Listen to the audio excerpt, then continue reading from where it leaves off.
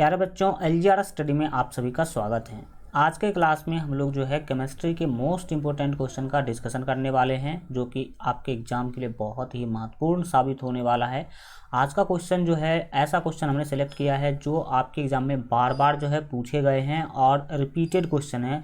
तो आज का जो क्वेश्चन सब है ये आपको बहुत ज़्यादा चीज़ें सिखाने वाला है। सबसे पहले तो आपको ये देखने को मिलेगा कि हाँ किस टाइप के क्वेश्चन आपके एग्जाम में आते हैं, और साथ ही साथ इस टाइप के क्वेश्चन आपके एग्जाम में आएंगे तो आप आराम से क्या कर सकते हैं, बना सकते हैं, क्योंकि पूरा एक्सप्लेनेशन के साथ आज के इस क्लास में हम जो है केमिस्ट्री के बहुत ही ज़्यादा महत्वपूर्ण क्वेश्चन का क्या करने वाले हैं, डिस्कशन करने वाले हैं। और इसका पीडीएफ भी हम आपको दे देंगे। तो आप लोगों से गुजारिश है कि आप लोग इसका पीडीएफ डाउनलोड कर लीजिएगा, और डाउनलोड करने के बाद आप लोग इसका बार बार रिवीजन कीजिएगा, क्योंकि वाकई बहुत ही ज़्यादा महत्वपूर्ण क्वेश्चन जो है आज हम लोग डिस्कशन करने वाले हैं।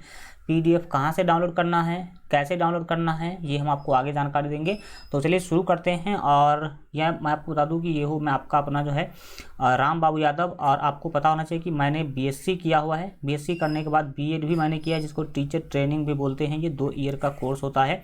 एंड माई CTT भी क्वालिफाइड हूँ, और पिछले 8 वर्षों से आप जैसे प्यारे प्यारे बच्चों को मैं पढ़ा रहा हूँ। ठीक, शुरू करेंगे, चीज़ों को सीखने समझने की कोशिश करेंगे।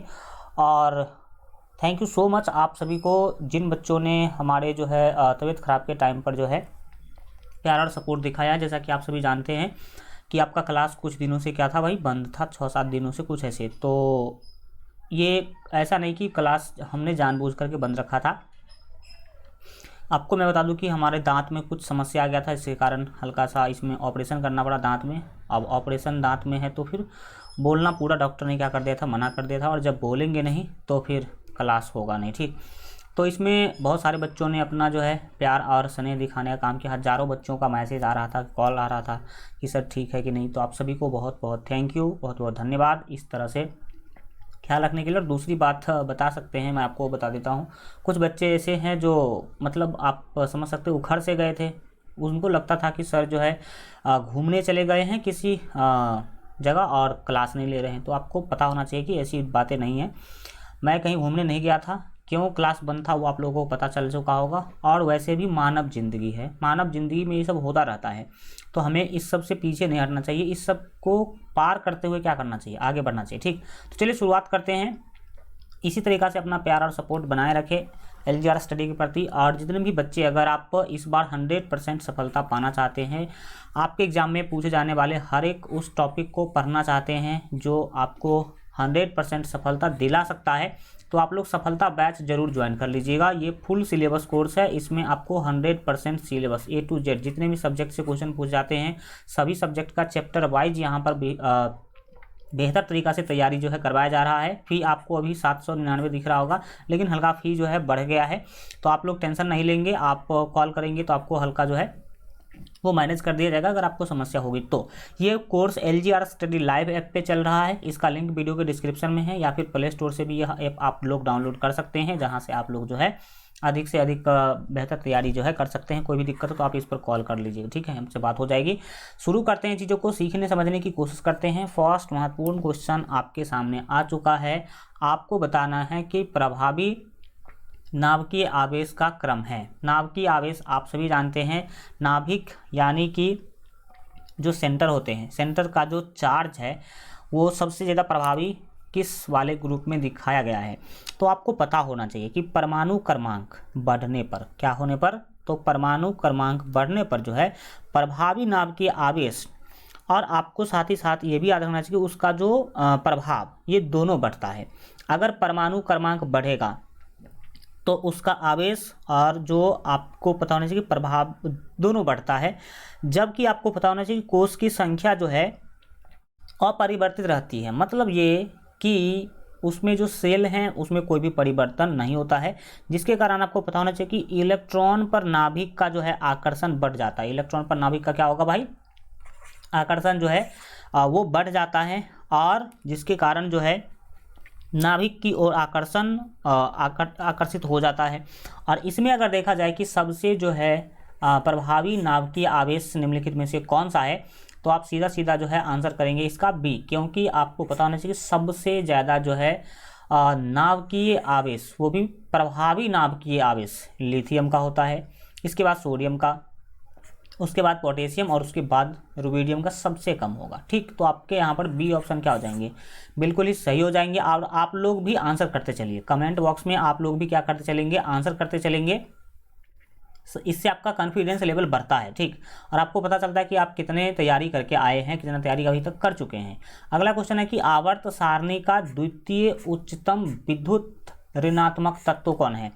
आवर्त सारणी जो आपका पीरियोडिक टेबल है उसमें दूसरा जो है सबसे, ठीक है, उच्चतम विद्युत ऋणात्मक, ठीक, विद्युत ऋणात्मक जो तत्व है वो कौन सा है। देखिए, अगर बात करी जाए आवर्त सारणी का, तो इसमें आपको पता होना चाहिए कि बाएं से दाहिने जाने पर, बाएं से दाहिने जाने पर जो है तत्व की विद्युत ऋणात्मकता जो है बढ़ती है। विद्युत ऋणात्मकता क्या होती है, विद्युत ऋणात्मकता क्या होती है भाई साहब, बढ़ती है जब आप बाएं से दाहिने जाते हैं तब।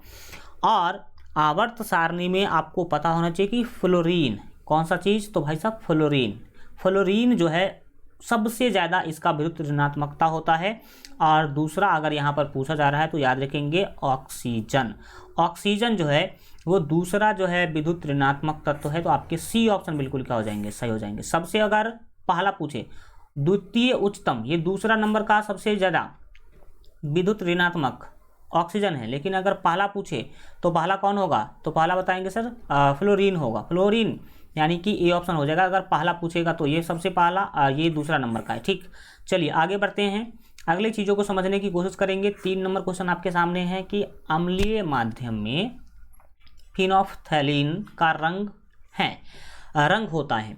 अम्लीय माध्यम में जब आप जो है फिनोल्फ्थैलीन को रखेंगे तो उसका रंग कैसा होगा। तो देखिए, आपको पता होना चाहिए कि फिनोल्फ्थैलीन जो है एक संश्लेषित सूचक है। ये क्या है, इंडिकेटर है, उसमें भी क्या है, तो ये नेचुरल इंडिकेटर नहीं है, संश्लेषित इंडिकेटर है, जिसका उपयोग आपको पता होना चाहिए कि प्रयोगशाला या उद्योग में जो है संश्लेषण के लिए किया जाता है। किसके लिए, संश्लेषण के लिए किया जाता है। और साथ ही साथ आपको मैं बता दूं कि फिनोल्फ्थैलीन जो है इसका अम्लीय तथा उदासीन माध्यम में जो है ये रंगहीन, अम्लीय और उदासीन माध्यम में क्या होते हैं, रंगहीन होते हैं। जबकि आपको पता होना चाहिए कि क्षारीय माध्यम में ये गुलाबी रंग का होता है। क्षारीय में पूछता तब हो जाता गुलाबी आंसर, लेकिन अम्लीय माध्यम और दूसरा मैंने आपको क्या बताया, तो अम्लीय माध्यम में और उदासीन माध्यम में ये रंगहीन होते हैं। रंगहीन यानी कि कलरलेस, क्या होते हैं, कलरलेस होते हैं। यानी कि फिनोल्फ्थैलीन को अगर आप अम्ल में या फिर ये उदासीन किसी भी माध्यम में अगर डालते हैं तो वो कोई भी प्रभाव नहीं दिखेगा, इसका कलरलेस होगा, ये रंगहीन यानी कि कलरलेस होगा। तो आपकी सी ऑप्शन बिल्कुल बिल्कुल जो यहाँ पर सही हो जाएगा। लेकिन अगर भाई साहब मैं फिर से रिपीट कर देता हूँ कि अगर क्षारीय माध्यम में पूछता तो क्या होगा, गुलाबी होगा, क्षारीय माध्यम में गुलाबी होता, लेकिन यहाँ पर आपका सी आंसर सही होगा। ठीक, आगे बढ़िए, 4 नंबर क्वेश्चन को सीखने समझने की कोशिश कीजिए। पूछा जा रहा है कि एल्यूमिनियम वायुमंडल की ऑक्सीजन के संपर्क में आने के बाद Al2O3 बनाता है, यह क्रिया है। देखिए, एल्युमिनियम जो है यानी कि Al जो है ऑक्सीजन के संपर्क में आएगा, ऑक्सीजन के संपर्क में आएगा। जैसे बेसिकली मैं आपको बता दूं कि 4 एल्युमिनियम जो है, 4Al जो है, अगर ऑक्सीजन से क्या करेगा, ये रिएक्शन करता है, तब जाके ये बनाता 2Al2O3।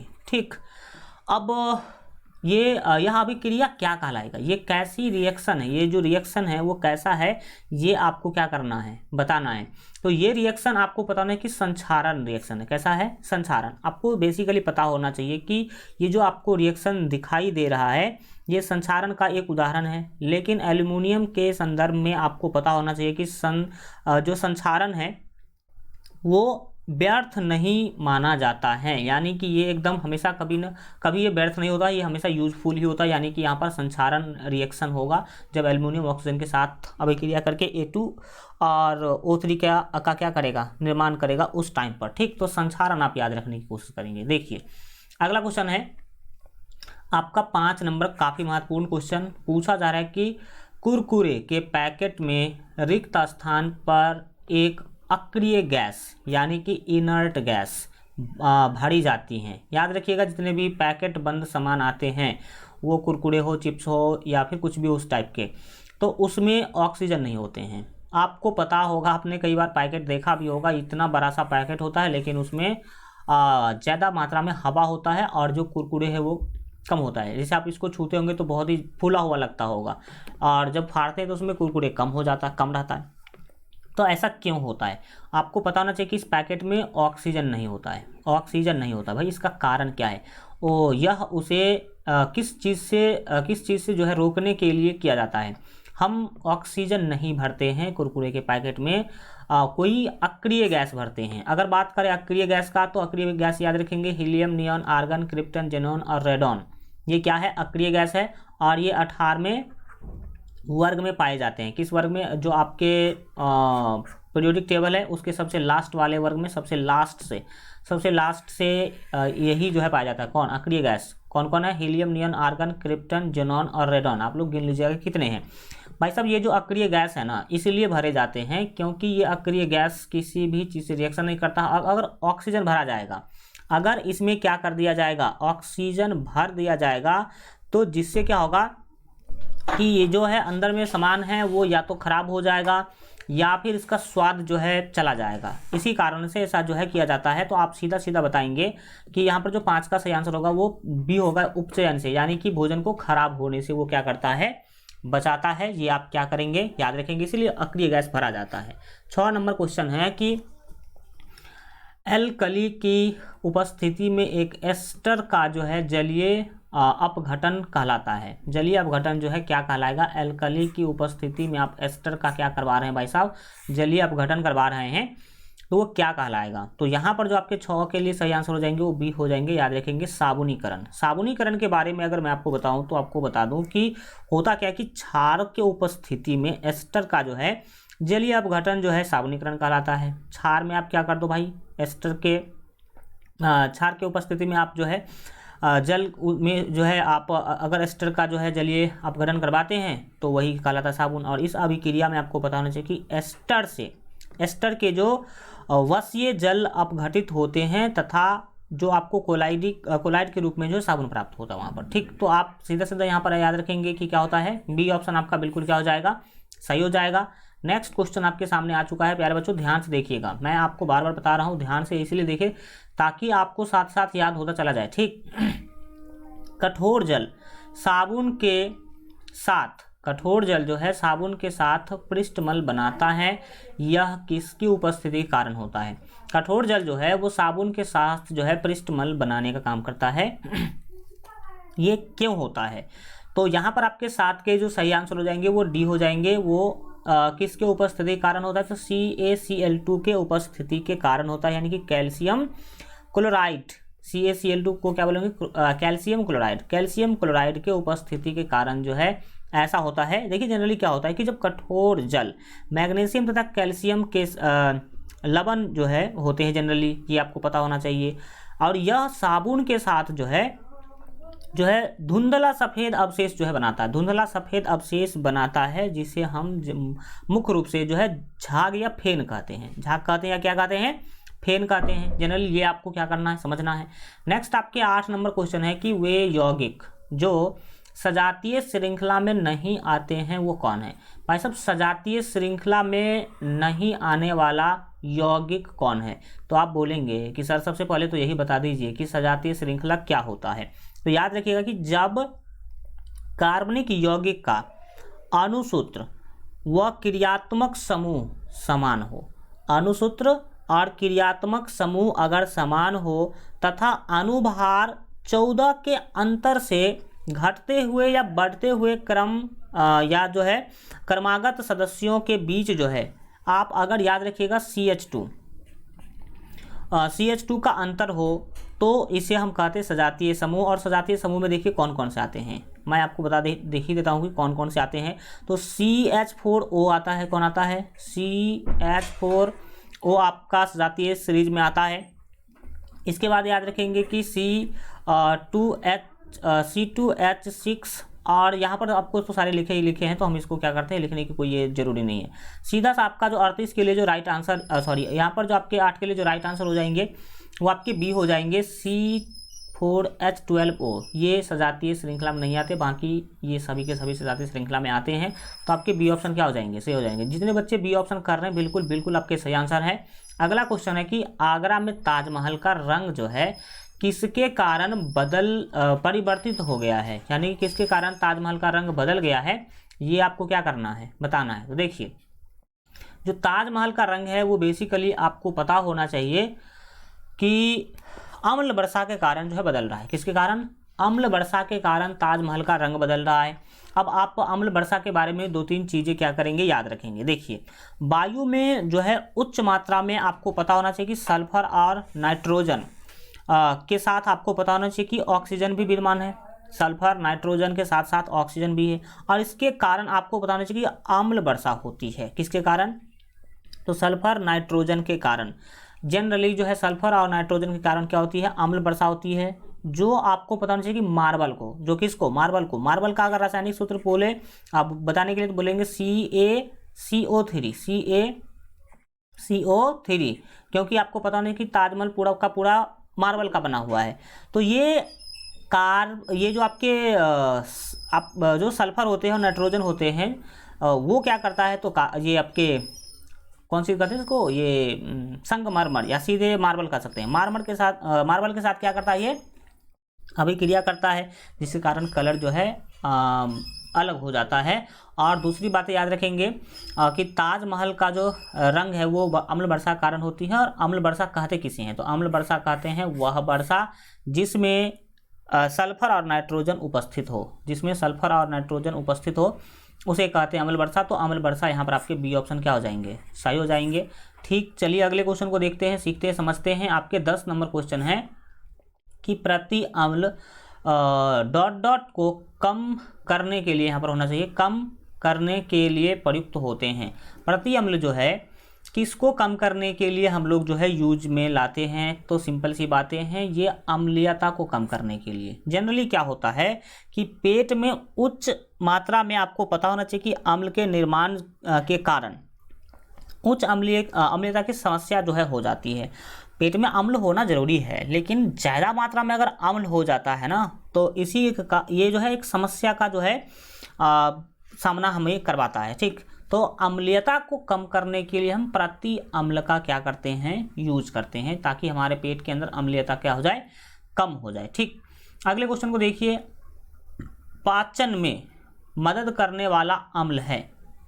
पाचन में कौन सा अम्ल जो है हेल्प करता है, ये आपको पता होना चाहिए। तो देखिए, जनरली क्या होता है कि पेट में हाइड्रोक्लोरिक अम्ल होता है। कौन होता है, हाइड्रोक्लोरिक अम्ल होता है, जो पाचन के लिए आवश्यक है। लेकिन कई बार क्या होता है कि हाइड्रोक्लोरिक अम्ल वो ज़रूरत से ज़्यादा हमारे पेट में बन जाता है। वो आपके खान पान और जो है रहन सहन के व्यवस्था में गड़बड़ी होने के कारण ऐसा होता है कि ये जो हाइड्रोक्लोरिक अम्ल है वो ज़्यादा बढ़ जाता है।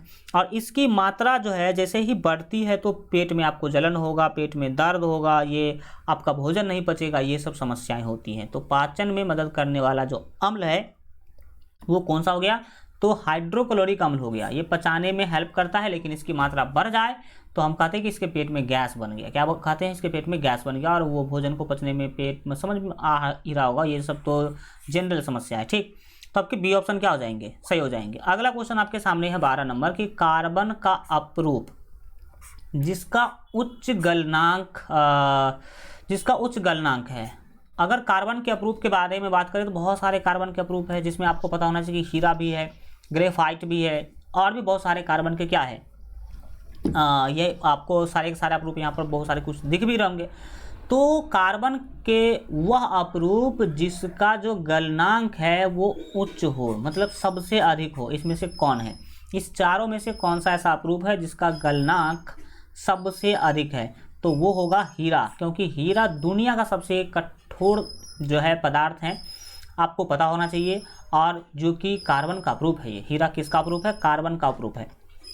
इसके बारे में अगर बता दूं तो ये आपको पता होना चाहिए कि 3500 डिग्री सेल्सियस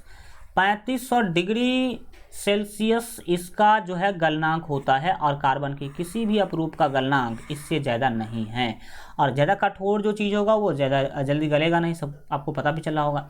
तो आपके डी ऑप्शन यहाँ पर क्या हो जाएंगे, सही हो जाएंगे। अगला क्वेश्चन आपके सामने 13 नंबर क्वेश्चन आ चुका है कि एक यौगिक जो जलने पर एक धूमिल ज्वाला देता है, धूमिल ज्वाला मतलब उतना फ्रेश जो है ज्वाला उसका नहीं होता है, वो कौन सा यौगिक है जो जलने पर धूमिल ज्वाला देता है। तो यहाँ पर आपको याद रखना है कि असंतृप्त हाइड्रोकार्बन जो है धूमिल ज्वाला के साथ जो है जलता है, ठीक। तो आपके जो है 43 के लिए जो यहाँ सॉरी जो आपके 13 के लिए जो राइट आंसर हो जाएंगे वो आपके सी हो जाएंगे, यानी कि C2H6। C2H6 जो है एथेन, जिसको हम लोग एथेन बोलते हैं, ये जब जलता है तो धूमिल ज्वाला यानी कि धुंधला टाइप सा ज्वाला ये प्रदान करता है। तो सी ऑप्शन आपके प्यारे बच्चों क्या हो जाएंगे, सही हो जाएंगे। आगे बढ़िए और अगले क्वेश्चन का आंसर आप लोग कीजिए फास्टली। वह धातु जो अत्यंत अभिक्रियाशील है, बहुत ही ज़्यादा अभिक्रिया करता है, बहुत ही ज़्यादा रिएक्शन करता है, वो धातु कौन सा है। तो इसके लिए प्यारे बच्चों आपको जो क्रियाशील धातु है उसका आपको एक सीरीज देखना होगा, और देखना होगा कि अगर आप उसका टेबल देख लेते हैं तो आपको याद रहेगा कि कौन धातु अभिक्रियाशील होती है और कौन उसमें सबसे ज़्यादा होती है और कौन उसमें सबसे कम होती है। तो अभिक्रियाशील धातु का मैं आपको लिस्ट दे देता हूँ, अभिक्रियाशील धातु का मैं आपको लिस्ट दे देता हूँ, याद रखिएगा। के इसके बाद जो है सोडियम, कौन चीज़, सोडियम। सोडियम के बाद याद रखिएगा कैल्शियम, यानी कि जो आपके Ca होते हैं जिसको हम शॉर्टकट में बोलते हैं। मैग्नीशियम याद रखने की कोशिश करेंगे, Mg। और ये घटता हुआ अभिक्रियाशीलता है, मैं बता रहा हूँ। पहले तो आप नाम देख लीजिए कि कौन कौन से अभिक्रियाशील धातु हैं, इसके बारे में आप पहले देख लीजिए। इसके बाद एल्यूमिनियम होगा, यानी कि Al इसका जो संकेत होता है। इसके बाद जिंक आप याद रखेंगे, जिंक के बाद जो है आपको पता होना चाहिए कि आयरन। इसके बाद जो आपके टीन है जिसको हम Sn बोलेंगे, और Pb यानी कि लेड बोलेंगे, क्या बोलेंगे इसको, लेड बोलेंगे। इसके बाद हाइड्रोजन, कौन, तो हाइड्रोजन। हाइड्रोजन के नीचे आपको पता होना चाहिए कि ये होगा कौन चीज़, कॉपर होगा। कॉपर के नीचे होगा आपका मरकरी, जिसको हम लोग Hg से क्या करते हैं, डिनोट करते हैं। और Hg के जो नीचे होगा वो Ag होगा, कौन चीज़ होगा, Ag, यानी कि सिल्वर इसको बोलते हैं। और सबसे कम अगर अभिक्रिया करने वाली धातु है तो वो गोल्ड है, यानी कि Au है। तो याद रखिएगा ये इधर की ओर जो है अभिक्रियाशीलता घटती है, अभिक्रियाशीलता क्या होती है, घटती है। यानी कि सीधा सीधा आप याद रखेंगे कि सबसे ज़्यादा रिएक्शन करने वाली जो आपके धातु है वो आपका के यानी कि पोटेशियम है, और सबसे कम रिएक्शन जो है वो गोल्ड करती है, यानी कि Au करती है। गोल्ड सबसे कम रिएक्शन करती है।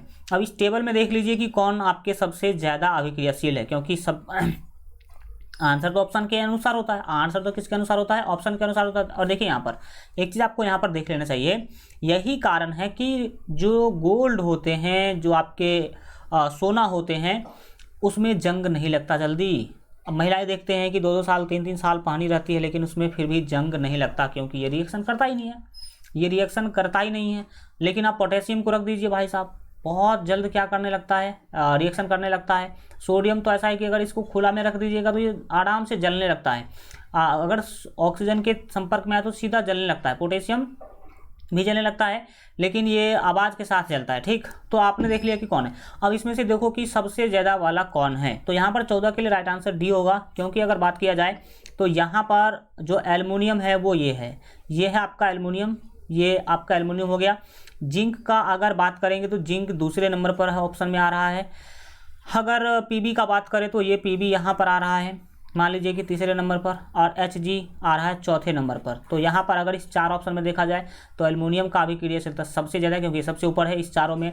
जिंक का उसके बाद है, और पीबी का उसके नीचे है, और Hg का इसके क्या है, नीचे है। तो आप ये लिस्ट जो है जरूर याद रखिएगा, ये वो धातु है जो रिएक्शन करती है, यानी कि अभिक्रिया करती है। तो इसके अकॉर्डिंग आपका डी ऑप्शन प्यारे बच्चों क्या हो जाएगा, सही हो जाएगा, ठीक। बढ़िए, अब आगे चीज़ों को क्या करते हैं, सीखने समझने की कोशिश करते हैं। D is the right answer for this question. Next question आपके सामने है कि धातुओं का निष्कर्षण डॉट डॉट से आसानी से किया जा सकता है। कौन से चीज़ों से धातु आप आसानी से निकाल सकते हैं, तो इसका राइट आंसर होगा सी, यानी कि अयस्क से। अयस्क से जो है धातु आराम से क्या किया जा सकता है, निकाला जा सकता है। अगर बात करें अयस्क क्या, तो बोलेंगे वे खनिज जिससे धातु का निष्कर्षण सुगमता तथा जो है मितव्ययता के साथ जो है किया जाता है, अयस्क कहलाते हैं। तो अयस्क किसे कहेंगे, जिससे हम धातु निकाल सकते हैं, वो क्या कहलाएगा, अयस्क कहलाएगा। जैसे आप लोगों को पता होना चाहिए कि लोहा के है, जैसे हेमाटाइट, मैग्नेटाइट, लिग्नाइट, ये सब क्या है, ये आपके लोहा के अयस्क है। ठीक, बॉक्साइड भी आपके अयस्क है एल्युमिनियम का। इस तरह से आप बता सकते हैं। और याद रखेंगे कि सभी अयस्क खनिज होते हैं। सभी अयस्क क्या होते हैं प्यारे बच्चों, कमेंट में लिख दीजिए, खनिज होते हैं। सभी अयस्क क्या होते हैं, खनिज होते हैं। परंतु ये बात आपको याद रखना है कि सभी खनिज जो है वो अयस्क नहीं होते, सभी खनिज अयस्क नहीं होते। तो हम जो धातु का निष्कर्षण आसानी से कर सकते हैं, किससे कर सकते हैं, अयस्क से जो धातु का निष्कर्षण आसानी से किया जा सकता है। 16 नंबर क्वेश्चन आपके सामने है। CH3COOH का जब रिएक्शन C2H5OH से जब करवाया जाता है, तो यहाँ पर हम क्या रखेंगे, तो हमें जो उत्पाद मिलेगा वो CH3COOC2H5 एंड साथ ही साथ H2O यानी कि जल मिलेगा। और यहाँ पर क्या मिलेगा वो आपको क्या करना है, बताना है। तो यहाँ पर जो आपका 16 नंबर जो आपका क्वेश्चन है, 16 के लिए जो राइट आंसर यहाँ पर हो जाएगा वो ए होगा, H2SO4। H2SO4 अगर आप H2SO4 का जब आप रिएक्शन करवाते हैं, तो यहाँ पर अगर आप रखते हैं तो यहाँ पर आपको H2SO4 क्या होगा, मिलेगा। डैट मीन्स ए ऑप्शन आपके बिल्कुल क्या हो जाएंगे, सही हो जाएंगे। नेक्स्ट क्वेश्चन है कि आधुनिक आवर्त नियम डॉट डॉट पर आधारित है। आधुनिक आवर्त नियम जो है, पीरियोडिक टेबल जो है किस पर ये आधारित है, ये आपको बताना है। तो 17 के लिए आपके तो बिल्कुल सिंपल से क्वेश्चन है। तो परमाणु संख्या पर जो मॉडर्न पीरियोडिक टेबल है वो बेस्ड है। ठीक, मॉडर्न पीरियोडिक टेबल किस पर बेस्ड है, तो परमाणु संख्या पर आप याद रखने की कोशिश करेंगे। 18 नंबर क्वेश्चन है कि वह तत्व जिसकी प्रकृति विद्युत धनात्मक है वो कौन सा है। विद्युत धनात्मक जिसका प्रवृत्ति है वो कौन है, ये आपको क्या करना है, बताना है। तो देखिए 18 के लिए तो राइट आंसर आपके सी हो जाएंगे, बोरॉन। बोरॉन जो है वो विद्युत धनात्मक प्रकृति का है। विद्युत धनात्मकता के बारे में याद रखेंगे कि समूह में, यानी कि जो आपके समूह है उसमें नीचे जाने पर, किसमें, नीचे जाने पर 18 समूह है, आप लोगों को पता होना चाहिए। टोटल कितने समूह हैं, 18 समूह हैं। तो समूह में नीचे जाने पर विद्युत ऋणात्मकता जो है वो घटती है। क्या होती है, नीचे जाएंगे तो विद्युत ऋणात्मकता भी क्या होगी, घटेगी। ठीक, अतः यहाँ पर देखा जाए तो बोरॉन जो है विद्युत ऋणात्मक प्रकृति का है, आप याद रख सकते हैं। सी ऑप्शन आपके क्या हो जाएंगे, सही आंसर हो जाएंगे। 19 नंबर क्वेश्चन आपसे पूछा जा रहा है कि मैग्नीशियम को हवा में जलाना है। मैग्नीशियम को अगर आप हवा में जलाते हैं तो ये कैसा परिवर्तन होगा। तो देखिए जनरली आपको पता होना चाहिए कि अगर जो है मैग्नीशियम को हम क्या करते हैं, हवा में जलाते हैं, तो ये आपको पता होना चाहिए कि MgO यानी कि मैग्नीशियम ऑक्साइड मिलता है। क्या मिलता है, मैग्नीशियम ऑक्साइड मिलता है। तो यहाँ पर देखिए मैग्नीशियम को आपने हवा के साथ जलाया तो ये दिया आपको कौन चीज़, मैग्नीशियम ऑक्साइड। तो मैग्नीशियम से बन गया मैग्नीशियम ऑक्साइड। तो क्या मैग्नीशियम ऑक्साइड से फिर आप मैग्नीशियम बना सकते हैं क्या, तो बोलेंगे नहीं बना सकते हैं, क्योंकि जो एक बार जल गया फिर से वो आपको नहीं प्राप्त हो सकता है।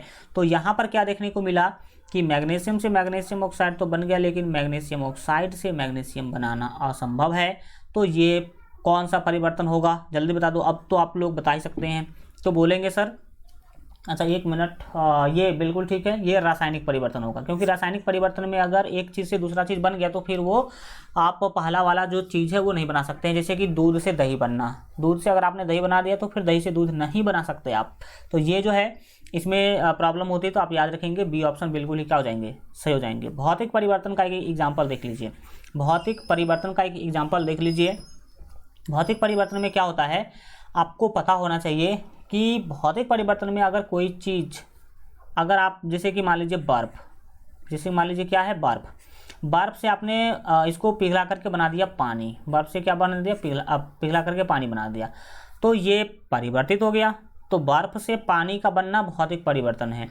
क्यों, क्योंकि आप बर्फ़ से पानी तो बना दिए, लेकिन फिर आप पानी से फिर से भी बर्फ़ बना सकते हैं। ठीक, ऊर्ध्वपातन क्या है, ऊर्ध्वपातन एक प्रक्रिया है जिसमें कोई भी ठोस बिना द्रव में बदले ही क्या होता है, तो बिना द्रव में बदले ही गैस में बदल जाता है। जनरली मोमबत्ती को क्या कहते हैं, मोमबत्ती को जब हम जलाते हैं, मोम को जलाते हैं तो मोम पहले द्रव में बदलता है। किसमें बदलता है, द्रव में बदलता है, यानी कि वो जल के रूप में आता है और फिर वो गैस बन करके उड़ जाता है। आपने मोमबत्ती जलते हुए देखा होगा।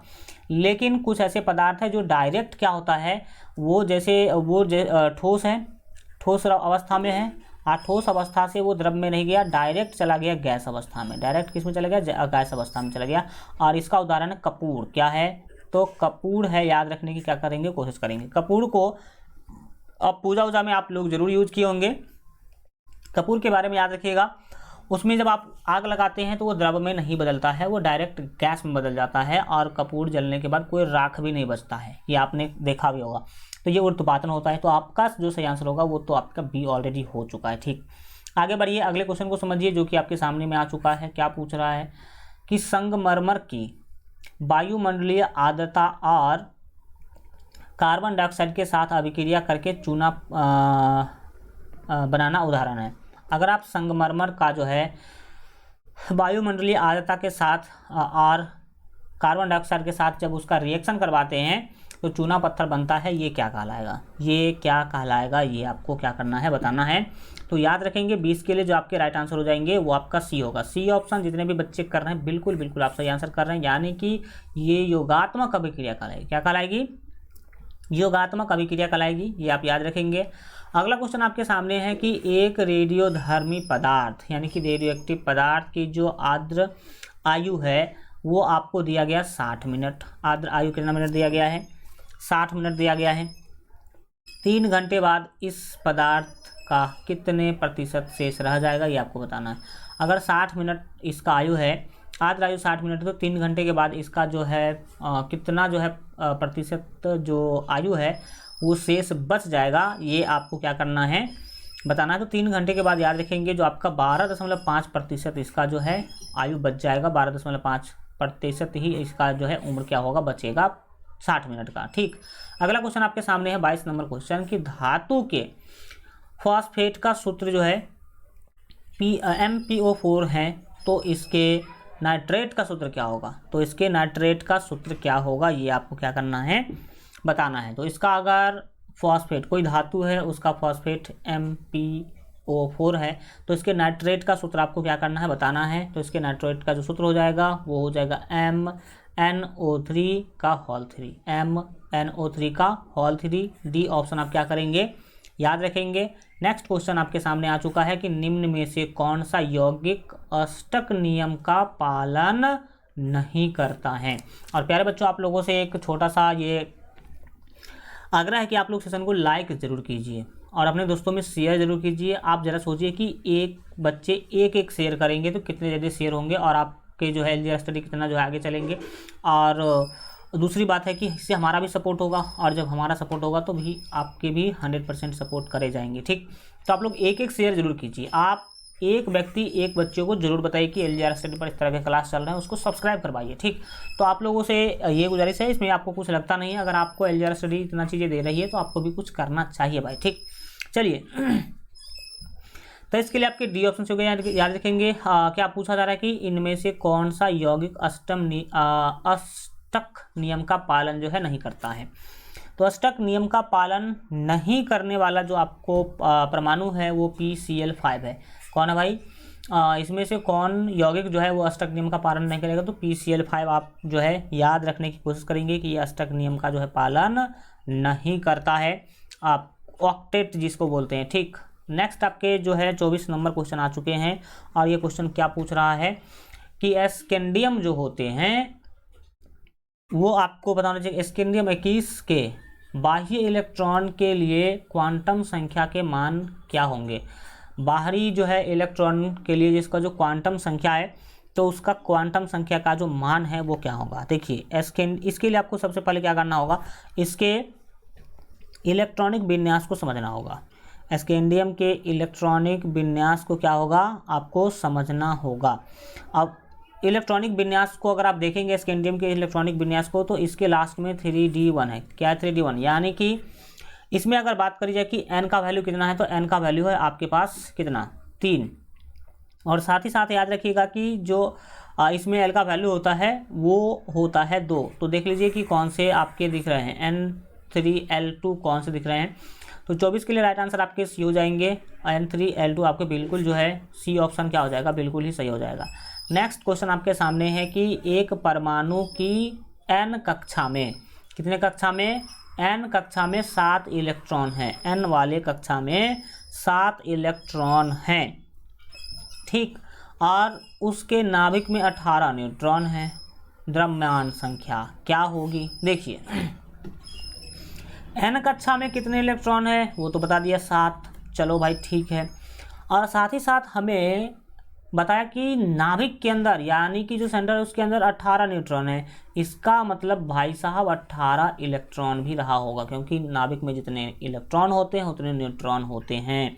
नाभिक में जितने इलेक्ट्रॉन होते हैं उतने क्या होते हैं, न्यूट्रॉन भी होते हैं। तो न्यूट्रॉन अगर 18 है तो इलेक्ट्रॉन भी 18 रहा होगा, यानी कि टोटल इलेक्ट्रॉन देखा जाए तो यहाँ पर n कक्षा में 7 इलेक्ट्रॉन है और नाभिक में 18 इलेक्ट्रॉन है, तो 18 7 25 इलेक्ट्रॉन, तो यहाँ पर ही हो गए कितने इलेक्ट्रॉन, 25 इलेक्ट्रॉन हो गए। और चूंकि आप सभी जानते हैं कि इलेक्ट्रॉन की संख्या जो है वो प्रोटॉन की संख्या के बराबर होती है, इसीलिए मैंने ऐसा बोला है, इलेक्ट्रॉन और प्रोटॉन की संख्या की जो है बराबर होती है, इसीलिए यहाँ पर मैंने क्या किया है, बोला है। और आपको द्रव्यमान संख्या के बारे में आपको बताना चाहिए कि प्रोटॉन की संख्या प्लस न्यूट्रॉन की संख्या ही होती है द्रव्यमान संख्या। तो देखिए, हाँ बिल्कुल, एक मिनट, इलेक्ट्रॉन, प्रोटॉन और न्यूट्रॉन। तो देखिए यहाँ पर जो प्रोटॉन की संख्या हो जाएगी, सॉरी इलेक्ट्रॉन की जो संख्या हो जाएगी वो 25 हो जाएगी, और प्लस जो है आपके न्यूट्रॉन की संख्या, तो न्यूट्रॉन देख लो भाई कितने हैं, और न्यूट्रॉन 18 है। प्रोटॉन और इलेक्ट्रॉन आपको समझ में आ रहा होगा, चीज़ें सेम हो जाएगी। और तो ये 25 है भाई साहब, 25, क्योंकि आप इलेक्ट्रॉन क्या देख पा रहे हैं, इलेक्ट्रॉन 25, और उसको प्रोटॉन भी आप क्या करेंगे बोलेंगे, और जो न्यूट्रॉन है तो वो 18 है, तो इसको जोड़ दीजिए, वही क्या कहलाएगा, द्रव्यमान संख्या कहलाएगा। तो 25 18 कितने हो जाएंगे, 25 18 हो जाएंगे, 8 5 13 का 3 2 1 3 1 4, ठीक है। तो 43 कितने, 43 यानी कि डी ऑप्शन आपका बिल्कुल क्या हो जाएगा, सही हो जाएगा।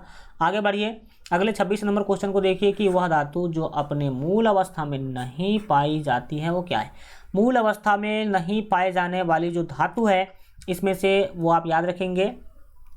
26 के लिए आपके जो है राइट आंसर जो यहाँ पर हो जाएंगे, 1 मिनट रुकिएगा, बिल्कुल ठीक है, ये आपके सी ऑप्शन, यानी कि आयरन जो है वो मूल अवस्था में नहीं पाए जाते हैं। सी ऑप्शन आप क्या करेंगे, याद रखेंगे, यह अयस्क के रूप में पाया जाता है, जैसे हेमाटाइट हो गया, इसके बाद जो है आपको पता होना चाहिए कि लिग्नाइट इसके रूप में पाए जाते हैं, फिर इससे हम आयरन प्राप्त करते हैं। एसिटिक अम्ल NaOH के साथ अभिक्रिया करके एक लवण बनाता है, इसका pH मान कितना होगा, इसका pH मान कितना होगा, ये आपको क्या करना है, बताना है। तो आपके 27 के लिए जो राइट आंसर हो जाएंगे वो आपके बी होंगे 7 के बराबर। किसके बराबर होगा, 7 के बराबर, यानी कि 7 होगा, सीधा सीधा समझ सकते हैं। बी ऑप्शन आपके क्या हो जाएंगे, बिल्कुल सही आंसर हो जाएंगे। नेक्स्ट क्वेश्चन आपके सामने है कि प्लास्टर ऑफ पेरिस है। प्लास्टर ऑफ पेरिस का मुख्य रूप से यहाँ पर आपको केमिकल फार्मूला बताना है। अब प्लास्टर ऑफ पेरिस होता क्या है, तो याद रखिएगा, मैं आपको बता देता हूँ कि इसका मुख्य रूप से मेडिकल के क्षेत्र में यूज करा जाता है, और आपने भी इसका यूज देखा होगा, अगर नहीं किया होगा तो देखा तो जरूरी होगा।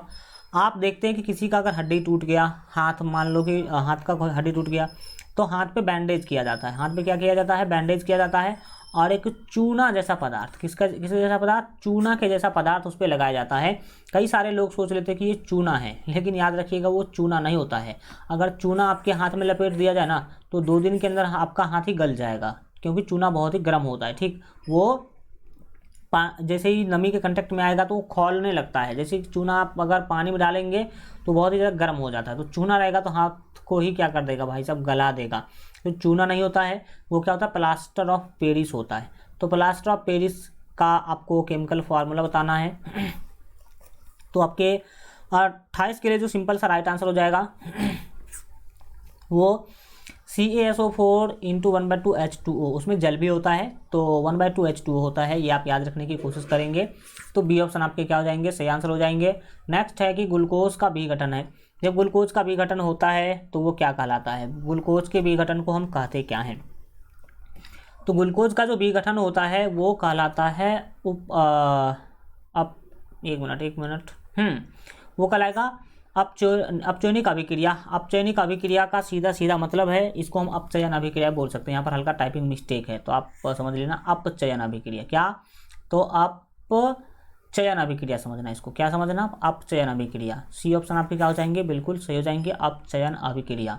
30 नंबर क्वेश्चन है कि बेरियम किस तत्व को उसके सल्फेट से विस्थापित कर सकता है। बेरियम जो है किस तत्व को उसके सल्फेट से विस्थापित कर सकता है, ये आपको बताना है। तो याद रखेंगे सोडियम से ये क्या कर सकता है, आराम से इसको विस्थापित जो है कर सकता है। ये आप याद रखने की कोशिश करेंगे। और जितने प्यारे बच्चे अगर अभी तक जो है सफलता बैच ज्वाइन नहीं किए हैं तो ज़रूर ज्वाइन कर लीजिएगा। ये फुल सिलेबस कोर्स है, यानी कि आपके एग्जाम में पूछे जाने वाले सभी सब्जेक्ट का चैप्टर वाइज तैयारी यहाँ पर चल रहा है, यानी कि 100% तैयारी चल रहा है। इसके बाहर आपका कुछ भी जो है आने वाला नहीं है। अगर आप ये बैच ज्वाइन कर सकते हैं करते हैं तो आपको 100% सफलता की गारंटी यहाँ पर दी जाती है। आप ज़रा देखो भाई साहब, अगर एक 800 रुपये आपसे लिए जा रहे हैं तो ज़रा एक बार आप 800 रुपया को देखो, और दूसरी ओर आप अपना एडमिशन सरकारी कॉलेज में होते हुए देखो, तो आपको पता चलेगा कि एडमिशन महत्वपूर्ण है कि 800 रुपया भी आपके लिए महत्वपूर्ण है। तो दोनों आपके हाथों में है, आप ही डिसाइड कर सकते हैं कि कौन आपके लिए महत्वपूर्ण है। और दूसरी बात, मैं गारंटी देता हूं कि जिस तरह का मैं कोर्स चला रहा हूं उस तरह का क्वालिटी कहीं आपको नहीं मिल सकता, ये मेरा गारंटी है। और अगर आपको कहीं मिल जाता है तो आप हमें क्या कीजिए, बताइए कि सर हाँ बिल्कुल यहाँ पर सर ये हम आपसे भी ज़्यादा अच्छा क्वालिटी में क्या कर रहे हैं, पढ़ा रहे हैं। तो क्वालिटी में कभी भी आपको दिक्कत नहीं होगा। बात करते हैं सफलता बैच चल कहाँ रही है, तो ये LGR स्टडी लाइव ऐप पर चल रही है। इसके बारे में सारा डिटेल मैं आपको देता हूँ।